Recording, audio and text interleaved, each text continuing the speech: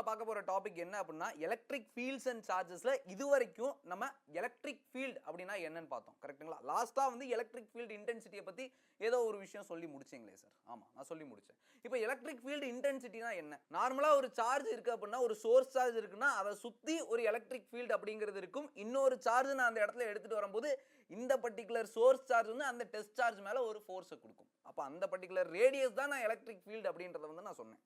கரெக்ட்டுங்களா? இப்போ electric field இன்டென்சிட்டினா என்ன? Electric field intensity at a point in space is defined as the force experienced by a unit positive charge placed at that point. என்ன sir அது? ஒன்றும் இல்லை, ஒரு source charge அப்படிங்கிறத எடுத்துக்கிறாங்க. இந்த சோர்ஸ் சார்ஜ் பக்கத்தில் ஒரு டெஸ்ட் சார்ஜ் கொண்டு வராங்க, which is nothing but a unit positive charge. அப்போ இந்த யூனிட் பாசிட்டிவ் சார்ஜ் அந்த சோர்ஸ் சார்ஜ்னால என்ன ஃபோர்ஸை எக்ஸ்பீரியன்ஸ் பண்ணுதோ அதுதான் வந்துட்டு எலக்ட்ரிக் ஃபீல்ட் இன்டென்சிட்டி அப்படின்றத வந்து சொல்றாங்க. அப்போ எலக்ட்ரிக் ஃபீல்ட் இன்டென்சிட்டியோட SI யூனிட் என்னது? Newton per coulomb. புரிஞ்சுங்களா? எலக்ட்ரிக் ஃபீல்ட் இன்டென்சிட்டியோட SI unit newton per coulomb. அது என்ன குவான்டிட்டின்னு பார்த்தோம்னா வெக்டர் குவான்டிட்டி. ஏன்னா ஃபோர்ஸ் இன்வால்வ் ஆகிற ஃபோர்ஸ் அப்படிங்கிறது எனக்கு வெக்டர் குவான்டிட்டி. அப்போ electric field is also a vector quantity. இந்த இடத்துல ஒரு சோர்ஸ் சார்ஜ் எடுத்துக்கிறீங்க, ஒரு பாயிண்ட் சார்ஜ் எடுத்துக்கிறீங்க, that is a source charge. இன்னொரு டெஸ்ட் சார்ஜ் எடுத்துக்கிறீங்க. அப்போ இந்த சோர்ஸ் சார்ஜ் இந்த டெஸ்ட் சார்ஜ் மேல ஒரு ஃபோர்ஸை வந்து கொடுக்குதுன்னு வந்து சொன்னீங்க. கரெக்ட்டுங்க? ஸோ இப்போ இந்த சோர்ஸ் சார்ஜை நான் கண்டினியூஸாக அரேஞ்ச் பண்ணும்போது எனக்கு ஒரு பெரிய பாடி ஒன்று கிடைக்குதா? அப்போ இந்த சோர்ஸ் சார்ஜ் என்ன பண்ணுது அப்படின்னா இந்த மாதிரி கண்டினியூஸாக அரேஞ்ச் ஆயிருக்கு. கரெக்டா? அப்போ அரேஞ்ச் ஆகும்போது அந்த பர்டிகுலர் சீக்வென்ஸ் ஆஃப் சோர்ஸ் சார்ஜ்னால எனக்கு டெஸ்ட் சார்ஜ் மேலே என்ன ஒரு எஃபெக்ட் நடக்குது அப்படிங்கிறத நம்ம பார்க்கணும். ரொம்ப ரொம்ப இம்பார்ட்டண்டான விஷயம். ஸோ அதுக்கு முன்னாடி சார் இந்த கண்டினியூஸாக அரேஞ்ச்மெண்ட் இருக்கு இல்லையா, இந்த கண்டினியூஸ் அரேஞ்ச்மெண்ட் எப்படிலாம் இருக்கு அப்படிங்கிறத நம்ம பார்க்கலாம். ஸோ வாங்க, கண்டினியூஸ் சார்ஜ் டிஸ்ட்ரிபியூஷன், அதாவது சார்ஜஸ் வந்து கண்டினியூஸாக டிஸ்ட்ரிபியூட் ஆயிருக்கு. புரிஞ்சுக்கலாம்? அப்போ சார் இந்த மாதிரி சார்ஜஸ் வந்து கண்டினியூஸாக இந்த மாதிரி டிஸ்ட்ரிபியூட் ஆயிருக்கு. ஓகே, கண்டினியூஸாக டிஸ்ட்ரிபியூட் ஆயிருக்கு. அப்போ கண்டினியூஸாக டிஸ்ட்ரிபியூட் ஆயிருக்கும். ஒரு சைடில் இந்த மாதிரி ஆயிருக்கு, இன்னொரு சைடில் இந்த மாதிரி ஆயிருக்கு. ரெண்டுத்துக்குமே என்ன சார் டிஃபரன்ஸ் அப்படின்னா அதுக்கு இடையே உள்ள அடர்த்தி என்ன ஆயிருக்கு? அடர்த்தி வந்து ஒரு இதில் அதிகமாக இருக்கு, ஒரு இதில் கம்மியாக இருக்கு. இதை தான் சார்ஜ் டென்சிட்டி அப்படின்றத வந்து சொல்லுவாங்க. அப்போ சார்ஜ் டென்சிட்டி அப்படின்னா என்ன? Is a charge per unit dimension. ஒரு பர்டிகுலர் டைமென்ஷனில் எனக்கு எவ்வளோ சார்ஜ் இருக்குது அதை தான் எனக்கு சார்ஜ் டென்சிட்டி அப்படின்றத வந்து சொல்லுவாங்க. அப்போ இந்த சார்ஜ் டென்சிட்டியை ஒரு 3 வகையாக வந்து பிரிக்கிறாங்க. என்னென்ன 3 வகையாக பிரிக்கிறாங்க பார்க்கலாம் பாருங்க. ஃபர்ஸ்ட் எடுத்துட்டோம் அப்படின்னா லீனியர் சார்ஜ் டென்சிட்டி, அதை லாம்டா அப்படின்றத டினோட் பண்ணுவாங்க. புரிஞ்சா? Linear charge density lambda. லீனியர்னா என்னது? நேரான பாதை, நேரான ஒரு பாதையை டினோட் பண்ணுது. அப்போ லீனியர் சார்ஜ் டென்சிட்டி அப்படிங்கிற போது எனக்கு ஒரு one dimensional object, for example ஒரு லைன் எடுத்துக்கலாமே, இந்த லைனில் ஒரு பர்டிகுலர் இடத்துல எவ்வளோ சார்ஜ் இருக்குது அப்படின்றத நான் கண்டுபிடிக்கணும். That is called as linear charge density. அப்போ நான் அதை லாம்டா டினோட் பண்ணேன். ஒரு பர்டிகுலர் இடத்துல எவ்வளோ சார்ஜ் நான் சொன்னேன்னா, ஃபார் எக்ஸாம்பிள் எனக்கு ஃபைனைட் நம்பர் ஆஃப் சார்ஜ் இருக்குது, which is nothing but the delta q. Okay, எவ்வளோ தூரத்தில்? ஒரு பர்டிகுலர் ஸ்மால் லென்த்தில். புரிஞ்சா? டெல்டா எல் அப்படிங்கிறது ஒரு ஃபைனைட் லென்த்தில் எனக்கு எவ்வளோ சார்ஜ் இருக்குது அப்படிங்கிறத தெரிஞ்சுக்கிறது வந்து எனக்கு லீனியர் சார்ஜ் டென்சிட்டி. சார் நார்மல் டென்சிட்டினா என்ன? டென்சிட்டி அப்படிங்கிறது எனக்கு மாஸ் பை வால்யூமை கொடுக்குது. கரெக்டாக? Density is equal to mass by volume. இந்த இடத்துல சார்ஜ் டென்சிட்டி, அதாவது லீனியர் சார்ஜ் டென்சிட்டி அப்படிங்கிறது இந்த இடத்துல மாஸுக்கு பதிலாக எதை சார் நான் எடுத்துக்கிறேன்? சார்ஜஸ் நான் எடுத்துக்கிறேன். அப்போ சார்ஜ் அப்படின்னு நான் எடுத்துக்கும் போது மாஸுக்கு பதிலாக சார்ஜஸ் எடுத்துக்கிறேன், அதனால எனக்கு டெல்டா கியூ வந்துருச்சு. வால்யூமுக்கு பதிலாக ஒரு ஒன் டைமென்ஷனல் ஆப்ஜெக்ட் எனக்கு என்ன இருக்கு? லென்த்து தான் இருக்கு. அப்போ டெல்டா எல். புரிஞ்சா?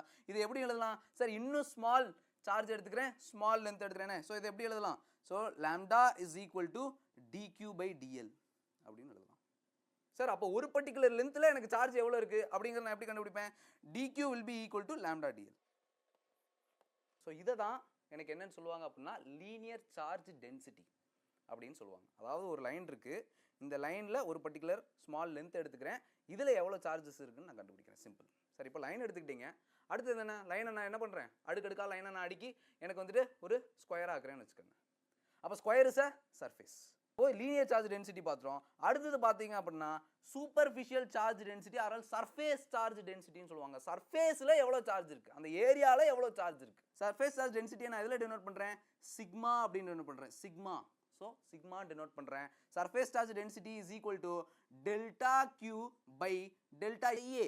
ஏன் அப்படின்னா ஏரியாவை குறிக்குது. கரெக்டாக? ஒரு ஸ்மால் ஏரியா. சார் ஒரு பெரிய பரப்பளவு இருக்குது, ஃபார் எக்ஸாம்பிள் என்ன இருக்குன்னா ஒரு பெரிய ஒரு வேட்டி இருக்குன்னு வச்சுக்கோங்க. அந்த வேட்டியில் ஒரு சின்ன பகுதியை நான் எடுக்கிறேன். அப்போ அந்த சின்ன பகுதி அப்படிங்கிறது டெல்டா ஏ. ஓகே, அதில் எவ்வளோ சார்ஜ் இருக்குது? Delta q. புரிஞ்சுங்களா? அப்போ இந்த இடத்துல பார்த்தீங்க அப்படின்னா so this is a small area. Okay, இன்னும் ஸ்மாலாக போகிறேன் சார். இது வந்து ஒரு ஃபைனைட் ஏரியா, இன்னும் நான் ஸ்மாலாக போகிறேன், இன்னும் நான் சின்னதாக போகிறேன். அப்போ நான் எப்படி எழுதலாம்? Sigma is equal to dq by dA அப்படின்னு எழுதலாமா? அப்போ அந்த ஸ்மால் ஏரியாவில் எவ்வளோ சார்ஜ் சார் இருக்கு?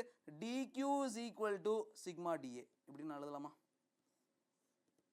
புரிஞ்சா? ஸோ இதுதான் எனக்கு என்ன சொல்லுவாங்க அப்படின்னா superficial charge density or surface charge density. அதாவது நம்ம இப்போ எதை பற்றி பார்த்துக்கிட்டு இருக்கோம் அப்படின்னா கண்டினியூஸாக சார்ஜ் டிஸ்ட்ரிபியூட் ஆயிருக்கு. எய்தர் இப்படி நேராக டிஸ்ட்ரிபியூட் ஆயிருக்கு, இல்லைனா எனக்கு ஒரு சர்ஃபேஸ் மாதிரி டிஸ்ட்ரிபியூட் ஆயிருக்கு, இல்லை அப்படின்னா எனக்கு அடுத்து 3 டைமென்ஷனல் வால்யூமாக டிஸ்ட்ரிபியூட் ஆயிருக்கு. அப்போ நான் என்ன பண்ணுவேன்? வால்யூமெட்ரிக் சார்ஜ் டென்சிட்டி அதை நான் இதில் டெவலப் பண்ணுவேன் ரோ, பி இல்லை ரோ. புரிஞ்சா சார்? முன்னாடி charge per unit length, charge per unit area, இந்த இடத்துல சார்ஜ் பர் யூனிட் வால்யூம், அவ்வளோதான் சிம்பிள். ஓகே, ஒரு சின்ன வால்யூம் எடுத்துக்கிறேன். ஸோ அதில் எவ்வளோ சார்ஜ் இருக்குது? Okay, so which is nothing but delta q by delta v. Sir இன்னும் small charge. Okay, so rho will be equal to dq by dv. அப்போ எவ்வளோ சார்ஜாக இருக்குது? Dq is equal to rho dv. Is it clear? அப்போ continuous charge டிஸ்ட்ரிபியூஷனில் எனக்கு எவ்வளோ charges இருக்குது? ஒரு பர்டிகுலர் இடத்த எடுத்துக்கிறேன், அந்த இடத்துல அந்த இடம் வந்து லைனாகவும் இருக்கலாம், ஏரியாவும் இருக்கலாம், வால்யூமாகவும் இருக்கலாம். அதில் எவ்வளோ சார்ஜ் இருக்குது அப்படிங்கிறத இதை வச்சு நான் கண்டுபிடிப்பேன், சார்ஜ் டென்சிட்டிஸை வச்சு கண்டுபிடிப்பேன். ஓகே சார், இப்போ எலக்ட்ரிக் ஃபீல்டு இன்டென்சிட்டி அப்படிங்கிறத பார்த்தோம். கரெக்டாக அதுக்குள்ளே சார்ஜ் இருக்குது அப்படின்றத பார்த்தோம், சார்ஜ்னால இன்னொரு சார்ஜ் அஃபெக்ட் ஆகுது அப்படின்றத பார்த்தோம். ஓகே, இப்போது ஒரு சார்ஜ்னால இன்னொரு சார்ஜ் அஃபெக்ட் ஆகுது, ஒரு continuous sequence of charge that forms a conductor or an insulator. கரெக்டா? அப்போ ஒரு லாங் கண்டக்டர் எடுத்துக்கிறேனே. Okay, electric field intensity due to a long conductor. ஒரு லாங் கண்டக்டர்னால என்ன எலக்ட்ரிக் ஃபீல்டு இன்டென்சிட்டி அப்படிங்கிறது ப்ரொடியூஸ் ஆகுது அப்படிங்கிறத நம்ம பார்க்கலாம். சரிங்களா? இப்போ yes. So E is equal to k lambda by r into sin phi1 plus sin phi2. Sir என்ன சார் இது புரியலையே? ஓகே, ஏதோ ஒரு ஃபார்முலா சொல்கிறீங்களே. ஒரு லாங் கண்டக்டர்னால ப்ரொடியூஸ் ஆகக்கூடிய எலக்ட்ரிக் ஃபீல்டு இன்டென்சிட்டி அதான் இது. சார் அந்த லாங் கண்டக்டர் எப்படி இருக்குது? ஃபார் எக்ஸாம்பிள் இந்த இடத்துல பாருங்கள், ஐ am taking a long conductor year. இந்த இடத்துல ஒரு லாங் கண்டக்டர் நான் எடுத்துக்கிறேன். சரியா? சார் இந்த லாங் கண்டக்டரில் இப்போ கரண்ட் பாஸ் ஆகிட்டு இருக்கு, இதனால ஒரு எலக்ட்ரிக் ஃபீல்டு அப்படிங்கிறது ப்ரொடியூஸ் ஆகுது. கரெக்டாக? சரி, ஓகே சார். இப்போ பக்கத்தில் ஒரு சார்ஜ், இந்த ஒரு சார்ஜை நான் எடுத்துகிட்டு வரேன். So let it be P. அப்போ பி அப்படின்ற ஒரு சார்ஜை நான் எடுத்துகிட்டு வரேன். புரிஞ்சுங்களா? ஃபைன். ஓகே சார், இப்போது இந்த பர்டிகுலர் லாங் கண்டக்டர்னால இந்த பர்டிகுலர் சார்ஜ் எவ்வளோ ஃபோர்ஸை எக்ஸ்பீரியன்ஸ் பண்ணுது? புரிஞ்சா? ஸோ இப்போ இது ஒரு எலக்ட்ரிக் ஃபீல்டு இன்டென்சிட்டியை ப்ரொடியூஸ் பண்ணும். கரெக்டாக? கரெக்டாக. So let it B A distance. அப்போ இது வந்து இந்த பி அப்படின்ற இந்த பர்டிகுலர் சார்ஜ் வந்துட்டு ஒரு டிஸ்டன்ஸில் இருக்குது. அந்த டிஸ்டன்ஸை நான் ஆர் அப்படின்னு நான் வச்சுக்கிறேன். புரிஞ்சா? ஸோ அதுதான் இங்கே டினோட் பண்ணுறாங்க. ஆர் அப்படிங்கிறது it is the distance from the conductor to the point charge. ஓகேவா சார்? Okay sir. இப்போ இந்த இடத்துல கே அப்படிங்கிறது என்னப்பா? கே அப்படிங்கிறது கான்ஸ்டன்ட் நம்மளுக்கு தெரியுமா? லாம்டா அப்படிங்கிறது என்னது? லாம்டா அப்படிங்கிறது லீனியர் சார்ஜ் டென்சிட்டி. ஒரு லாங் கண்டக்டர் எடுத்துக்கிறேன், லீனியர் சார்ஜ் டென்சிட்டி. அப்போ φ1 φ2னா என்னப்பா? φ1 φ2னா சார் இந்த எண்ட்லேருந்து இந்த எண்ட்லேருந்து எனக்கு I am just connecting the dots. Okay okay, இதனால இது எவ்வளோ எக்ஸ்பீரியன்ஸ் பண்ணுது, இதனால இது எவ்வளோ எக்ஸ்பீரியன்ஸ் பண்ணுது சார். இது ஒரு ஆங்கிளை மேக் பண்ணுது, இதை நான் φ1னு சொல்லுவேன். இது ஒரு ஆங்கிளை மேக் பண்ணுது, இதை நான் φ2னு சொல்லுவேன். கரெக்டாக? அவ்வளோதான் சார். இப்போது ஒரு லாங் கண்டக்டர்னால இது ப்ரொடியூஸ் ஆகுது அப்படின்னு சொல்கிறீங்க. அதனால ப்ரொடியூஸ் ஆகக்கூடிய எலக்ட்ரிக் ஃபீல்டு இன்டென்சிட்டி வந்து இதுன்னு எனக்கு தெரியும். இப்போ ஒரு இன்ஃபைனைட்லி லாங் எடுத்துக்கிறேன். Let us take a case. அப்போ இன்ஃபைனைட்லி லாங் கண்டக்டர் எடுத்துக்கிறேன் சார். இன்ஃபைனைட்லி லாங் கண்டக்டர்னா கணக்கே இல்லை, அது பாட்டுக்கு அந்த கண்டக்டரோட லென்த் போயிட்டே இருக்கும். அப்போ அந்த கேஸில் என்ன ஆகும் கொஞ்சம் யோசிச்சு பாருங்க சார். இது இப்படி மேலே போயிட்டே இருக்குது, இது இப்படி கீழே போயிட்டே இருக்குது சார். அப்போ ஆங்கிள் என்ன சார் ஆகும்? ஆங்கிள் வந்துட்டு ஒரு பாயிண்டில் எனக்கு என்ன ஆகும் அப்படின்னா 90 டிகிரி ஆயிரும். கரெக்டாக? Which will be equal to π/2. Okay, அப்போ இ என்னவா சார் இருக்கும்? சார் இந்த ஃபைக்கு பதிலாக நான் என்ன பண்ணுறேன்? π/2 சப்ஸ்டியூட் பண்ணுறேன். ஸோ π/2 சப்ஸ்டியூட் பண்ணும்போது E is equal to k lambda by r எனக்கு sin π/2 ப்ளஸ் sin π/2 அப்படின்னு இருக்கும். கரெக்டுங்களா சார்? அப்போ sin π/2 sin 90 டிகிரி என்னப்பா? sin 90 degree is 1. கரெக்டா? அப்போ k lambda by r sir sin இது 1 இது ஒரு 1. கரெக்டா? sin π/2 is 1, sin π/2 is 1. So 1 + 1 is 2. அப்போ 2. So E is equal to 2k lambda r. இது எப்போ சார்? இன்ஃபைனைட்லி லாங் கண்டக்டர் எடுத்துக்கிறேன். அந்த கண்டக்டர்னால ப்ரொடியூஸ் ஆகக்கூடிய எலக்ட்ரிக் ஃபீல்டு இன்டென்சிட்டி இது. சரி, அப்போ இன்னொரு கேஸ் எடுத்துக்கலாம். இன்னொரு கேஸில் என்னன்னா பாயிண்ட் சார்ஜை நான் இந்த இடத்துக்கு கொண்டு வந்துக்கிறேன். புரிஞ்சா சார்? இதை வந்து ஒரு ஃபிக்ஸ்டான ஒரு இடத்துல வச்சுக்கிறேன். ஸோ இந்த இடத்துல வச்சுக்கிறேன். புரிஞ்சா? Okay, so it is making an angle. Okay, இது ஒரு ஆங்கிள் மேக் பண்ணுது. Let it be π2. Okay sir, இப்போது இந்த மேலே இருக்குது இல்லையா? ஓகே, இந்த அப்பர் லென்த்து. ஸோ இது போயிட்டே இருக்குது, இன்ஃபைனைட்டாக போயிட்டே இருக்குது. அப்போ இது ஒரு ஆங்கிள் மேக் பண்ணணும் இல்லையா, இது ஒரு ஆங்கிள் மேக் பண்ணணும் இல்லையா, அதை வந்து π1 அப்படின்னு நான் வச்சுக்கிறேன். ஓகே, அப்போ π1 ஆங்கிள் எங்கேருந்து மேக் பண்ணுது சார், டாப்லேருந்து வருது. அப்போ டாப்லேருந்து வரும்போது ஒரு பாயிண்ட்ல வந்து it will become a straight line, அந்த ஆங்கிள் வந்து ஒரு ஸ்ட்ரெயிட் லைனாக மாறும். கரெக்டாக? அப்போ φ1 எனக்கு என்னவாகும், φ1 வந்து எனக்கு 90 டிகிரி ஆயிரும் சார். அப்போ φ2 என்னவாகும், φ2 வந்துட்டு எனக்கு 0 டிகிரி. ஏன் sir, sir it is making an angle that is 0 degree. புரிஞ்சா? அப்போ இதை கொண்டு போய் நான் சப்ஸ்டியூட் பண்ணும்போது எனக்கு என்ன ஆகும் சார், இதை கொண்டு போய் சப்ஸ்டியூட் பண்ணும்போது E is equal to K lambda by R sin π/2. Okay, φ1க்கு பதிலாக நான் 90 டிகிரி போட்டுக்கிறேன். ஸோ 90 டிகிரி போட்டால் 1ன்னு வரும். இந்த இடம் 0 டிகிரி போட்டால் எனக்கு 0ன்னு வரும். கரெக்டாக? So it is K lambda by R. அப்போது E is equal to எனக்கு என்னென்னு கிடைக்குது, E is equal to K lambda by R அப்படின்னு கிடைக்குது. புரிஞ்சா? இது எப்போ ஒரு இதை நான் ஃபிக்ஸ்டாக வச்சுக்கிறேன். ஓகே, அந்த கரெக்டாக P இருக்கக்கூடிய அந்த ஆக்சஸ்லேயே நான் வச்சுக்கிறேன், இன்னொரு லென்த்தை நான் இன்க்ரீஸ் பண்ணிக்கிட்டே போகிறேன். புரிஞ்சா? அப்போது எனக்கு என்னவாகும் அப்படின்றது தான் இன்ஃபைனைட் லென்த். அப்போ எனக்கு எலக்ட்ரிக் ஃபீல்ட் இன்டென்சிட்டி அப்படிங்கிறது என்னவா இருக்குது, E is equal to K lambda by R. So this is a form. புரிஞ்சுங்களா? சரி சார், இப்போ ஒரு லாங் கண்டக்டர்னால என்ன எலக்ட்ரிக் ஃபீல்ட் இன்டென்சிட்டி ப்ரொடியூஸ் ஆகுது அப்படின்றத நம்ம பார்த்துட்டோம். புரிஞ்சா? இப்போ அதே மாதிரி அந்த லாங் கண்டக்டர் இப்படி வளைக்கிறேன். அப்போ வளைக்கும் போது எனக்கு என்ன ஆகும், ஒரு சர்க்கிள் ஆயிரும். கரெக்டாக? ஒரு சர்க்கிள் ஆயிரும். அப்போ இந்த சர்க்குலர் காயில்னால எனக்கு என்ன ஒரு எலக்ட்ரிக் ஃபீல்ட் இன்டென்சிட்டி ப்ரொடியூஸ் பண்ணப்படுகிறது. ஸோ அதுக்கான ஃபார்முலா பார்த்தீங்க அப்படின்னா E is equal to KQX by R square plus X square power 3/2 அப்படின்றது இருக்குது. So this is a formula. Okay, so இந்த இடத்துல எனக்கு ஒரு சர்க்குலர் காயில் அப்படிங்கிறது ஒன்று இருக்குது. சரிங்களா? இப்போது ஒரு பர்டிகுலர் பாயிண்ட் சார்ஜ் P அப்படிங்கிறத எடுத்துக்கிறேன். இது ஒரு டிஸ்டன்ஸில் இருக்குது. ரைட்டா? இது என்ன டிஸ்டன்ஸில் இருக்குது, let us say x distance அப்படிங்கிறதுல இருக்குது. ஓகே சார், இதனுடைய ரேடியஸ் இருக்கா? ஓகே, இதுக்கு ஒரு R அப்படிங்கிற ஒரு ரேடியஸ் இருக்குமா? சரி, ஓகே. இப்போ கொஸ்டின் என்னன்னா, இந்த சர்க்குலர் காயில்னால என்ன எலக்ட்ரிக் ஃபீல்ட் இன்டென்சிட்டி ப்ரொடியூஸ் பண்ண போகிறது, எனக்கு அந்த ஆன்சர் தெரிஞ்சு now I am going to the derivation part. எப்படி சார் டெரைவ் பண்ணுறீங்க சார்? இப்போது இந்த சர்க்கிள் இருக்குது. ஸோ இந்த சர்க்குலர் காயிலில் எனக்கு Q அப்படிங்கிற சார்ஜ் இருக்குது. கரெக்டாக? Q சார்ஜ் இருக்குது. Total charges Q. சரியா? இப்போ நான் இந்த இடத்துல ஒரு பர்டிகுலர் லென்த்தை மட்டும் எடுத்துக்கிறேன். So let it be A and let it be B. Okay, A B. அப்போ இங்கே ஒரு லென்த் இருக்குமா? கரெக்டாக? கரெக்டாக?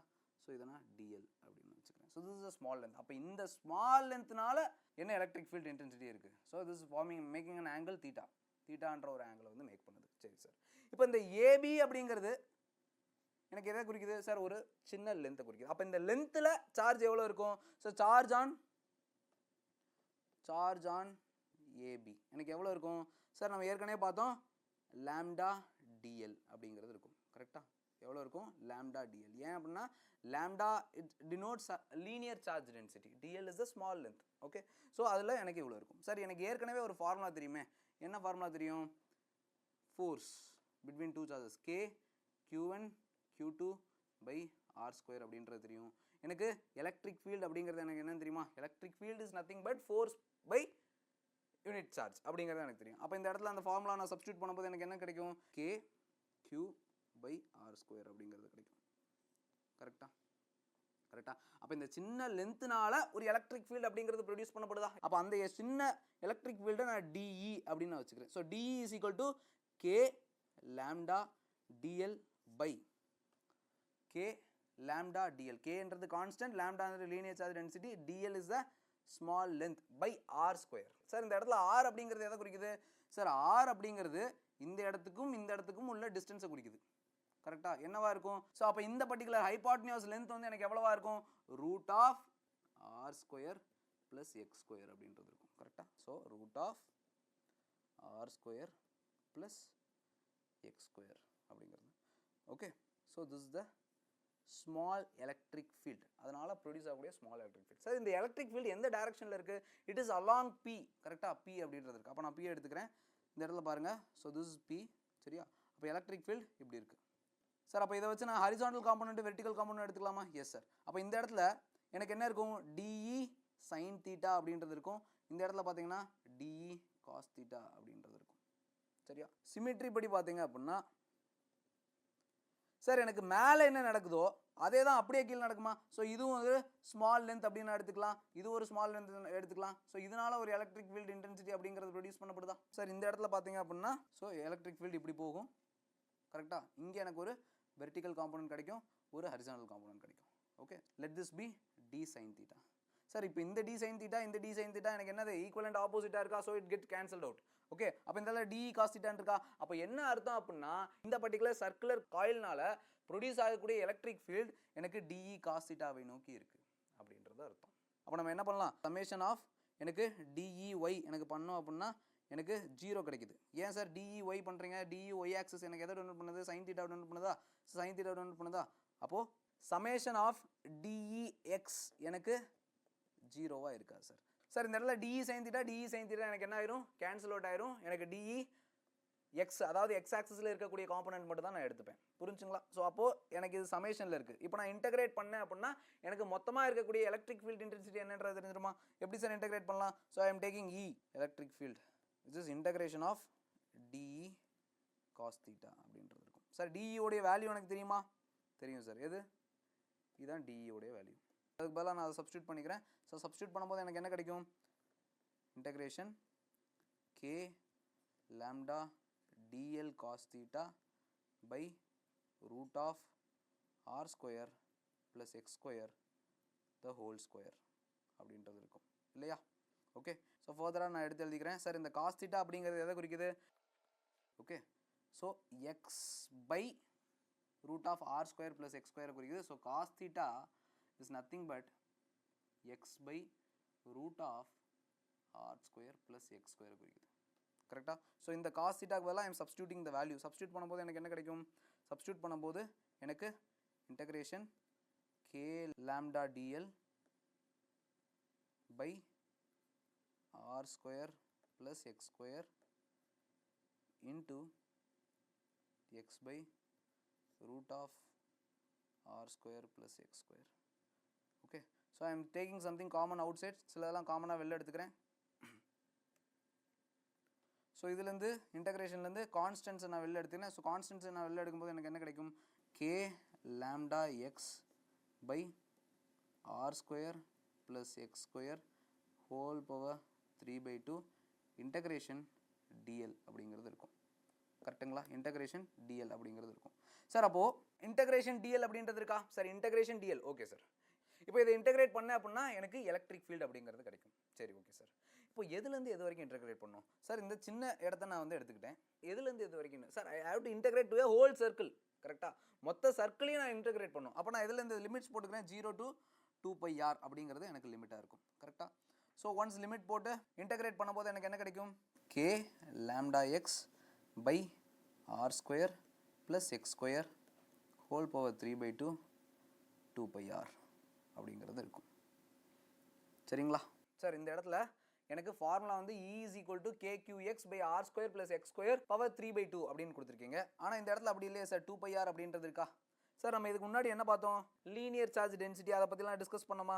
ஸோ அக்கார்டிங் டு தட் இப்போ எனக்கு சர்க்கிள் இருக்குது. அப்போ சர்க்கிளில் என்னவா இருக்கும்? சார் சர்க்கிளில் எனக்கு lambda will be equal to அதாவது லீனியர் சார்ஜ் டென்சிட்டி எதுக்கு ஈக்குவலாக இருக்கும்? Q by 2πr இருக்கும் டோட்டல் லென்த். ஓகே, அப்போது இந்த சர்க்குலர் காயிலில் எனக்கு எவ்வளோ சார்ஜ் டென்சிட்டி இருக்கும் அப்படின்றத பார்த்தோம் அப்படின்னா lambda is equal to Q by 2πr. அப்போது நான் இந்த லாம்டாக்கு பதிலாக I am substituting this Q by 2πr. Substitute பண்ணும்போது எனக்கு என்ன கிடைக்கும்? E is equal to KQX by R square plus X square power 3/2. So this is the formula. புரிஞ்சுங்களா? ஒரு சர்க்குலர் காயில்னால எவ்வளோ எலக்ட்ரிக் ஃபீல்டு இன்டென்சிட்டி ப்ரொடியூஸ் பண்ணப்படுது அப்படிங்கிறத நம்ம வந்து டெரைவ் பண்ணியாச்சு. சரியா? அப்போ இதில் ஒரு சில கேசஸ் இருக்குது. அது என்னன்றதை பார்க்கலாம்.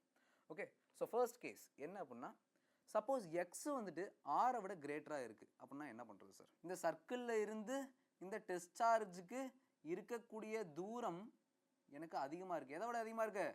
இந்த ஆரை விட அதிகமாக இருக்குது. ஆரை விட ரொம்ப அதிகமாக இருக்குது. ரொம்ப அதிகமாக இருக்குது. அப்போ நான் என்ன பண்ணலாம் sir? I can neglect this r. இந்த ஆரை நான் நெக்லெக்ட் பண்ணிடலாம். அப்போ ஆரை நான் நெக்லெக்ட் பண்ணிட்டா எனக்கு என்ன ஆகும்? E is equal to KQX by x power 3 இருக்கும். ஸோ இது கேன்சல் அவுட் ஆயிடுச்சுன்னா KQ by எக்ஸ் ஸ்கொயர் அப்படிங்கிறது இருக்கும். கரெக்டுங்களா? Okay, so this is the formula. Okay, அதாவது எக்ஸ் வந்துட்டு ஆரோட பெருசாக இருக்குது அப்படின்றப்போ ஆரை வந்து நம்ம நெக்லிஜிபிளாக எடுத்துப்போம். ஸோ அதை எலிமினேட் பண்ணிடுவோம். ஓகே, நெக்ஸ்ட் பார்த்தீங்க அப்படின்னா நம்பர் ஆஃப் டேர்ன்ஸ் இந்த காயில். காயில் அப்படின்னாலே எனக்கு எதில் ஏதாவது ஒரு ஒயர். நம்பர் ஆஃப் டேர்ன்ஸ் இந்த காயில். அப்போ நம்பர் ஆஃப் டேர்ன்ஸ் இந்த காயில் அதிகமாச்சு அப்படின்னா எனக்கு எலக்ட்ரிக் ஃபீல்டு இன்டென்சிட்டியும் அதிகமாகும். கரெக்டுங்களா? அப்போது இட் இஸ் டைரக்ட்லி ப்ரொபோஷனல். கரெக்டாக? அப்போ E is equal to KQ NX by R square plus X square whole power 3/2 அப்படின்றது இருக்கும். சரி, இப்போ இந்த டிஸ்டன்ஸ் ரொம்ப அதிகமாகிடுச்சுன்னு சொன்னீங்க. இப்போ இந்த டிஸ்டன்ஸ் கம்மியாகி எனக்கு ஜீரோக்கு வந்துருச்சு. அப்போ எக்ஸ் வந்து எனக்கு ஜீரோவாக இருக்குது. அப்போ ஆன்சர் என்னவாக இருக்கும்? அப்போ எலக்ட்ரிக் ஃபீல்டும் எனக்கு எக்ஸுக்கு பதிலாக நான் ஜீரோ சப்ஸ்டியூட் பண்ணேன்னா எனக்கு ஜீரோ ஆயிடும்.